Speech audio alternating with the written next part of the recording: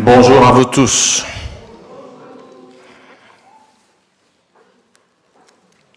Avant de commencer la prédication que je vais vous apporter aujourd'hui, il m'a été demandé de vous lire, de vous faire une lecture qui, je crois, est bien en rapport entre l'école du sabbat que nous venons d'avoir et le culte qui va suivre. Cette lecture m'a été demandée par Marianne et voilà de quoi il s'agit.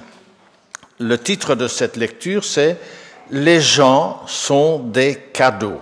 Et effectivement, nous sommes des cadeaux, nous pouvons être des cadeaux les uns pour les autres, et nous sommes des cadeaux pour Dieu. Voici la lecture. Les personnes sont des cadeaux que la vie nous offre. Et comme tous les cadeaux, ils arrivent dans leur emballage. Quelques-unes viennent très joliment emballées. Pour d'autres, leur emballage est moins attractif. Quelques-unes arrivent bien scellées. D'autres viennent chiffonnées ou malmenées. D'autres encore arrivent avec l'importance de recommander.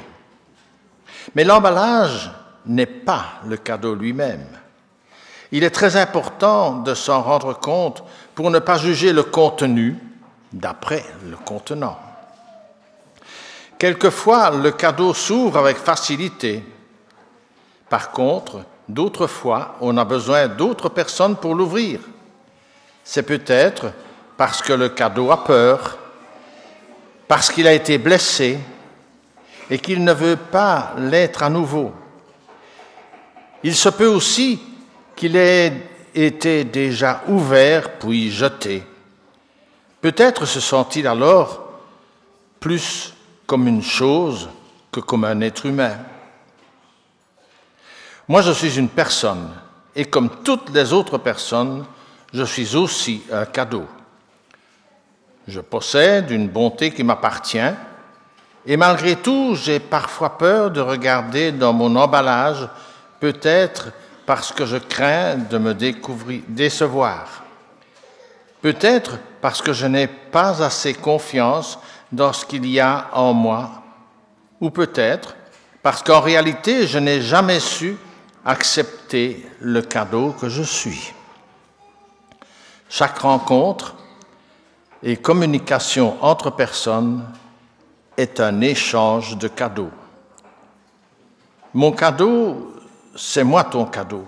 Mon cadeau, c'est toi. Nous sommes des présents de Dieu les uns pour les autres. C'est difficile de penser que celui qui m'a blessé est aussi un cadeau de Dieu. Mais si nous avons le courage de voir l'offense comme un emballage meurtri, et nous n'en restons pas là, nous trouverons à l'intérieur un contenu précieux. Car chaque fois que nous sommes capables de surmonter une situation d'échec, Dieu nous permet, à travers cela, de grandir dans son amour et dans notre foi. Nous-mêmes, nous pouvons aussi avoir un emballage meurtri ou maltraité par le temps ou par les circonstances. Mais nous devons croire que ce que nous avons à l'intérieur sera toujours merveilleux, car celui qu'il y a mis est notre Créateur. Nous devons seulement regarder notre intérieur et être prêts à le partager. Merci à notre sœur pour cette lecture. Avant de commencer la prédication que je vais vous apporter, je veux en esprit m'asseoir là-devant, parce que ce que je vais vous dire me concerne aussi très fort. J'ai décidé de prendre les 10 commandements, les uns après les autres, et de faire pour chacun d'eux une prédication particulière. Et toutes les prochaines fois où j'aurai l'occasion de parler ici, je parlerai des 10 commandements, les uns après les autres. J'ai fait cela parce que j'ai la prédication une fois par mois au 2e étage, ici le dimanche, dans une église ménonite. Et dans cette église, je voudrais leur parler du sabbat. Mais si j'arrive avec mes gros sabots et mon sabbat, ça risque de mal passer peut-être, je ne sais pas. Mais si je prends les 10 commandements les uns après les autres, fatalement, je vais tomber sur le 4e. Et ce sera une occasion de pouvoir en parler d'une manière tout ce qu'il y a de plus normal. En étudiant d'abord le 4e commandement et en me disant, mais oui, mais les autres sont importants aussi, je me suis dit que dans mon Église, ça nous ferait certainement du bien de voir un peu ce que disent les 10 commandements. On les connaît peut-être par cœur, mais est-ce qu'on les a dans le cœur? Je voudrais vous parler aujourd'hui du 1er commandement. Mais avant de l'énoncer, je voudrais vous dire ceci. Dieu se définit par rapport à un peuple. Et nous prenons l'Exode au chapitre 20, que tous parmi nous, nous le connaissons. Exode 20. Et je lis au verset 2. « Je suis l'Éternel, ton Dieu, qui t'ai fait sortir du pays d'Égypte, de la maison de servitude. » En quoi alors cela nous concerne-t-il, puisque Dieu dit « Je t'ai fait sortir du pays d'Égypte, de la maison de servitude », il s'adresse à Israël. Israël, qui est un peuple en formation dans le désert. Ce peuple vivait dans l'esclavage en Égypte. Et qu'est-ce que ça peut bien faire pour moi? En quoi est-ce que cela me concerne? En tant que chrétiens, nous avons l'habitude de nous définir comme étant l'Israël du Nouveau Testament. Nous sommes aussi, et la Bible nous le dit, les héritiers des promesses faites à Abraham. Dans le livre de la Genèse, au chapitre 12 et au verset 13, il nous est dit que « En toi, tous les peuples de la terre seront bénis. » Nous avons, nous aussi, été délivrés d'un esclavage, de l'esclavage du péché, par le sacrifice de Jésus-Christ.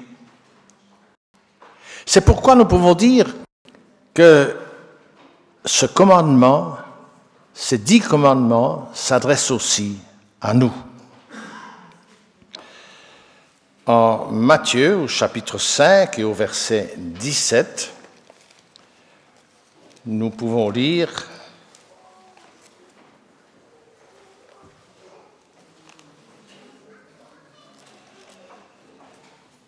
verset 17. « Ne pensez pas que je suis venu pour abolir la loi ou les prophètes. Je suis venu non pour abolir, mais pour accomplir. En vérité, je vous le dis, jusqu'à ce que le ciel et la terre passent, pas un seul iota, pas un seul trait de lettre de la loi ne passera jusqu'à ce que tout soit arrivé. Celui donc qui violera l'un de ces plus petits commandements et qui enseignera aux hommes de faire de même sera appelé le plus petit dans le royaume des cieux. Mais celui qui les mettra en pratique et les enseignera, celui-là sera appelé grand dans le royaume des cieux. » Quel est ce commandement? Il est clair, il est net, il est court. « Tu n'auras pas d'autre Dieu devant ma face. » Alors je vous pose la question, de quand date ce commandement? Quand a-t-il été édité pour la toute première fois? Frères et sœurs, je suis certain, persuadé que ce commandement a été édité à Adam et Ève lors de la création dans le jardin d'Éden. Toute une série de versets nous montre un Dieu aimant et qui cherche notre amour. Tu aimeras l'Éternel, ton Dieu, de tout ton cœur, de toute ton âme, de toute ta force. Deutéronome, chapitre 6 et verset 5. Et ces commandements que je te donne aujourd'hui seront dans ton cœur. Le verset 6. Et ces commandements que je te donne aujourd'hui seront dans ton cœur. Deutéronome 6 et verset 6. Tu aimeras l'Éternel ton Dieu et tu observeras tous ses préceptes, ses lois et ses ordonnances et ses commandements. Deutéronome 11, verset 1. Tu les inculqueras à tes enfants et tu en parleras quand tu seras dans ta maison, quand tu iras en voyage, quand tu te coucheras et quand tu te lèveras. Vous n'irez point après d'autres dieux, d'entre les dieux des peuples qui sont autour de vous. Deutéronome 6 et verset 14. Dans le Nouveau Testament aussi, on nous parle de cela. Jésus répond à une question qui lui a été posée et il dit « Voici le premier commandement. Écoute Israël, le Seigneur, notre Dieu, est l'unique Seigneur. Et tu aimeras le Seigneur ton Dieu de tout ton cœur, de toute ton âme, de toute ta pensée et de toute ta force. Voici le second, tu aimeras ton prochain comme toi-même. Il n'y a pas d'autre commandement plus grand que celui-là. » Existe-t-il d'autres vrais dieux? Bien sûr que non. Mais de faux dieux, nous en avons beaucoup. L'argent, la voiture, la télé, le football, la nourriture, la boisson, la pêche, le travail, le jeu et bien d'autres choses encore. Je ne dis pas que ces possessions ou ces activités sont mauvaises. Ce sont de faux dieux lorsqu'ils sont pratiqués avec excès. Lorsqu'ils prennent la place de Dieu, lorsqu'ils caressent notre orgueil. Nous pouvons être fiers d'un tas de choses, mais l'orgueil ne fait pas partie de qualités que Dieu nous aurait données. On est capable de se lever tôt, assez tôt pour être à l'heure au travail, pour partir à l'école. On se lève parfois au milieu de la nuit pour partir en vacances, pour aller pêcher aussi. Mais c'est trop dur de se lever pour être à l'heure à l'église le sabbat matin, une fois par semaine. Tu n'auras pas d'autre Dieu devant ma face. Frères et sœurs, je suis jaloux lorsque je vois les foules immenses qui s'amassent dans les stades de sport. Vous avez l'occasion de voir, certainement dans les journaux parlés, des bribes de ces Jeux olympiques. Il y a un stade à Londres où il y a plus de 120 000 personnes qui hurlent vers leurs vedettes.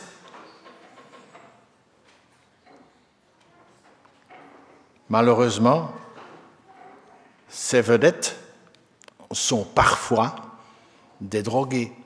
Ce sont souvent des gens très orgueilleux. Mais il n'y a pas que là qu'il y a des agglomérations de personnes. Dans les meetings politiques, dans les festivals rock, pour applaudir et supporter des humains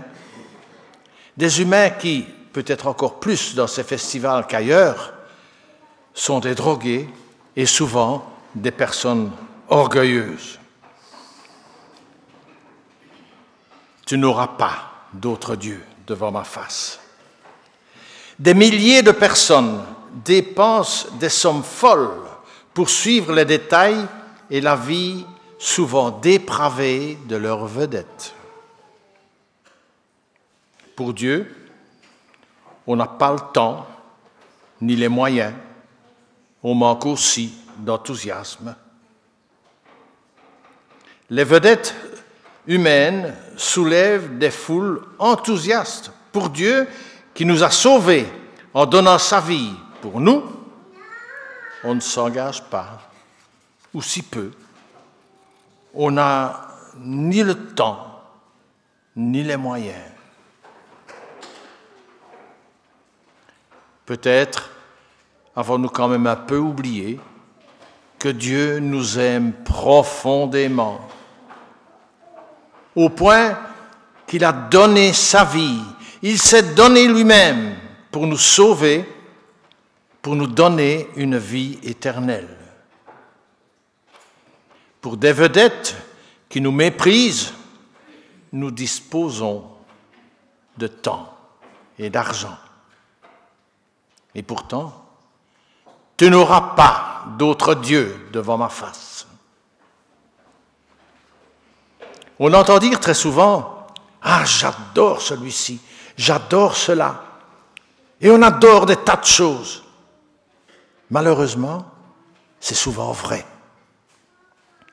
Ça pourrait être un mot comme ça, mais souvent, on donne tellement d'importance aux choses de ce monde qu'on est en adoration devant eux.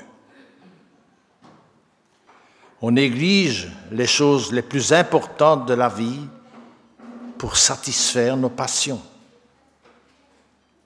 On range Dieu dans une catégorie inférieure de nos préoccupations.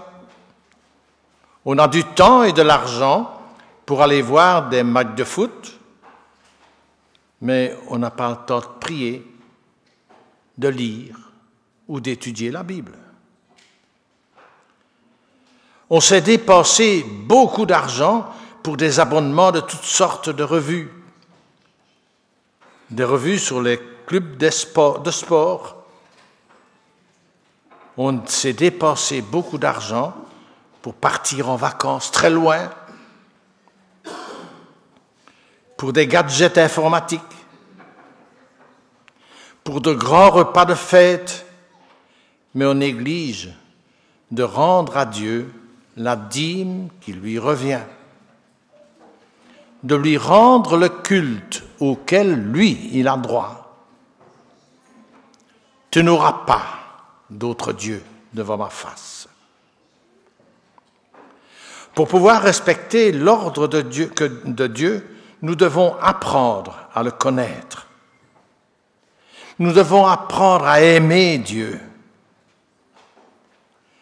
et à l'aimer de tout notre cœur, à nous rappeler constamment les souffrances, les humiliations et la mort qu'il a accepté de subir à notre place. Dans l'évangile de Luc, au chapitre 10 et au verset 27, il nous est rappelé « Tu aimeras le Seigneur ton Dieu de tout ton cœur, de toute ton âme, de toute ta force, de toute ta pensée, et ton prochain comme toi-même. » C'est un vaste programme. Et ce programme, nous ne pouvons l'accomplir qu'avec l'aide du Saint-Esprit, pour nous guider, nous conduire. Nous avons l'occasion de parler de la part de Dieu. Dans notre famille d'abord. Jésus a dit, allez enseigner toutes les nations, mais il a dit, à Jérusalem, en Judée, en Samarie et jusqu'aux extrémités de la terre. En Judée, c'est chez moi. À Jérusalem, c'est chez moi. En Judée, c'est dans mon entourage. La famille a grandi. En Samarie, c'est chez mes voisins, c'est les personnes que je rencontre. Je n'aurai peut-être pas l'occasion d'aller parler du Seigneur au bout du monde. Mais si je le fais déjà, dans l'endroit où Dieu m'a placé, c'est ce qu'il attend de ma part. Nous avons un devoir, c'est de parler de la part de Dieu. Ou pas toujours avec des paroles. Souvent, le plus souvent, par des actes. La façon dont nous parlons aux autres, la façon dont nous accueillons l'autre, la façon dont nous aidons l'autre lorsqu'il en a besoin. Nous devons nous distinguer de ceux qui ne connaissent pas Dieu. Dieu a mis dans notre cœur un amour incomparable, à condition que nous le cultivions un tout petit peu. Nous devons l'arroser de temps en temps, cet amour que Dieu nous a donné. Ouvrir notre Bible, voir un petit peu ce que Dieu nous dit. Et non seulement lire, mais étudier cette parole qui est tellement importante. Nous avons un programme à suivre. Et ce programme, nous devons le réaliser. Et pour le réaliser, souvent, nous devons nous remettre en question, examiner notre vie, abandonner ce qui nous éloigne de Dieu. Bien sûr, il est excellent de faire du sport. Et je ne dis pas qu'on ne peut pas regarder un match de football. Loin de moi, cette pensée. C'est seulement dans nos excès que nous faisons des choses qui nous entourent, des dieux qui remplacent le vrai Dieu. Dieu s'attend à ce que chacun d'entre nous soit un ambassadeur. Que chacun d'entre nous, avec les dons qu'il a reçus, non pas comme mon voisin, lui, il a reçu des dons différents des miens, eh bien, il fera avec ses dons, mais moi, j'en ai reçu aussi. Dire que je n'ai aucun don, comme on entend cela parfois, c'est injurier Dieu, parce que Dieu nous a donné des dons. Il nous a donné la possibilité de parler. Il nous a donné la possibilité de propager sa parole. Et si nous voulons suivre ce que le Seigneur nous demande, nous allons propager cette parole autour de nous. Nous allons parler à nos voisins. Nous allons leur rendre des services.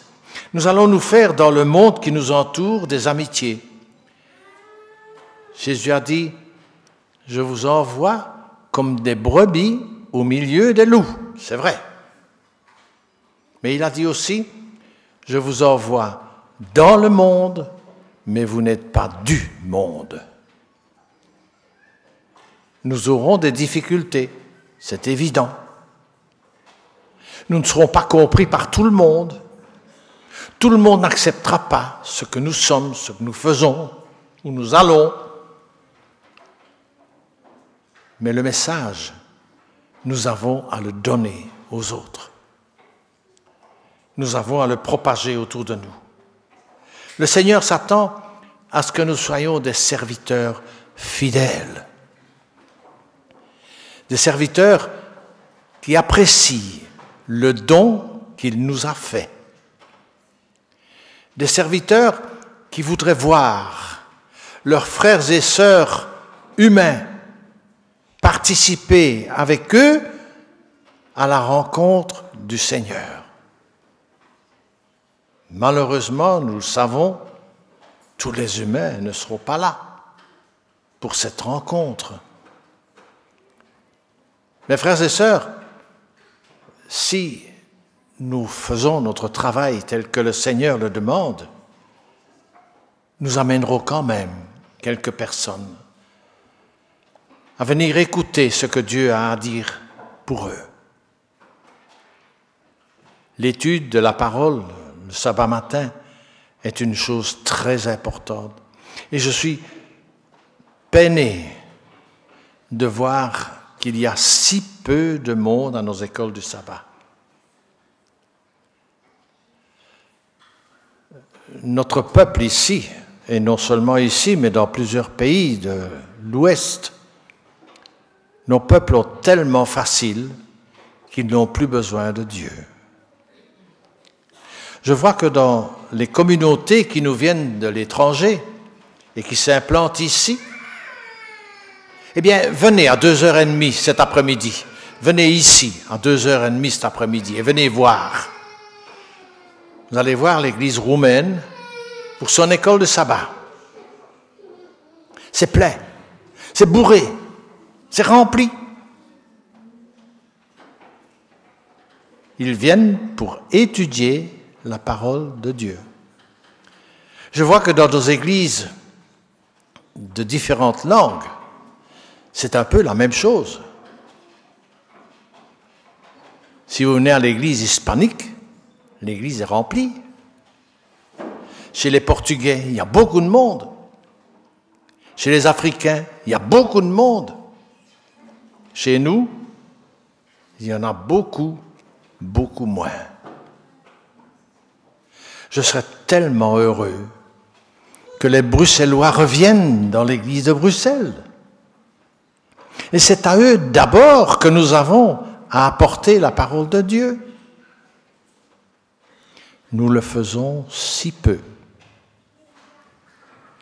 Lorsqu'on veut faire une sortie missionnaire, une première fois, 10, 15, parfois 20, 23 personnes. La deuxième fois, un mois plus tard, une dizaine de personnes. Et puis la troisième fois, celui qui a organisé se trouve là tout seul. Nous avons chacun une responsabilité dans le travail qui nous est demandé. Nous avons un Dieu merveilleux, ne l'oubliez pas. Ce Dieu, ne le remplaçons pas par n'importe qui ou par n'importe quoi. Tu n'auras pas d'autre Dieu devant ma face. Amen.